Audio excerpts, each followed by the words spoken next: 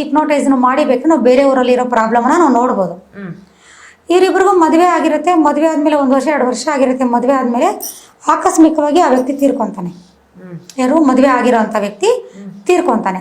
ತೀರ್ಕೊಂಡ್ಮೇಲೆ ಮತ್ತೆ ಈಕೆ ಬೇರೆ ಮದುವೆ ಆಗ್ತಾಳೆ. ಬೇರೆ ಮದುವೆ ಆಗಿ ಆದರೆ ಆ ವ್ಯಕ್ತಿನ ಮರೆಯೋಕ್ಕಾಗಲ್ಲ ಅವಳ ಕೈಲಿ. ಯಾಕೆಂದ್ರೆ ತುಂಬ ಇಷ್ಟಪಟ್ಟು ಮದುವೆ ಆಗಿರ್ತಾಳೆ. 2ನೇ ಗಂಡ ಸರಿ ಇರೋದಿಲ್ಲ. ಕುಡುಕ, ಪ್ರೀತಿಯನ್ನು ಅರ್ಥ ಮಾಡ್ಕೊಳ್ಳೋದಿಲ್ಲ. ತುಂಬ ಒರಟು ಸ್ವಭಾವದವನು.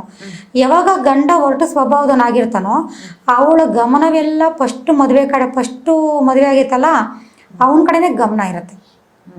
ಫುಲ್ಲು ಗಮನ ಅವನ ಕಡೆ ಇರುತ್ತೆ. ಆ ಒಂದ್ರ ಬಗ್ಗೆ ಯೋಚನೆ ಮಾಡ್ಕೊಂಡು ಕಾಲ ನಂತರ ನಾವು ಅಷ್ಟೇ ನೋಡಿರ್ತೀವಿ, ಜೀವನ ಪೂರ್ತಿ ನೋಡಿರಲ್ಲ. ಅಷ್ಟು ಆ ಜನ್ಮದಲ್ಲಿ ಆದಿರುತ್ತೆ. ಈಗ ಈ ಜನ್ಮದಲ್ಲಿ ಅವಾಗ ಸತ್ತೋಗಿದ್ನಲ್ಲ ಗಂಡ, ಅವನು ಈ ಜನ್ಮದಲ್ಲಿ ಹುಟ್ಟಿ ಬಂದಿದ್ದಾನೆ. ಈ ಜನ್ಮದಲ್ಲಿ ಹುಟ್ಟಿ ಬಂದಿದ್ದಾನೆ. ಈ ಜನ್ಮದಲ್ಲಿ ಹುಟ್ಟಿ ಬಂದಾಗ ಈ ಮನೆಗೆ ಬಂದಾಗ ಏನಾಗಿದೆ, ಅವಳಿಗೆ ಅವನನ್ನ ನೋಡಿದ ತಕ್ಷಣ ಆ ಥರ ಕ್ರಶ್ ಆಗ್ತಾ ಇರತ್ತೆ. ಮದುವೆ ಮಾಡ್ಕೋಬೇಕು. ಮತ್ತೆ ಅವ್ರು ಆ ಜನ್ಮದಲ್ಲಿ ತುಂಬ ನಾನ್ ವೆಜ್ ತಿನ್ನೋರು. ಅವರು ಒಂದು ಥರ ಗುಂಪು, ಅಂದರೆ ಯಾವಾಗೂ ನಾನ್ ವೆಜನ್ನೇ ತಮ್ಮ ಆಹಾರವನ್ನಾಗಿ ಮಾಡ್ಕೊಂಡಂಥ ಗುಂಪು.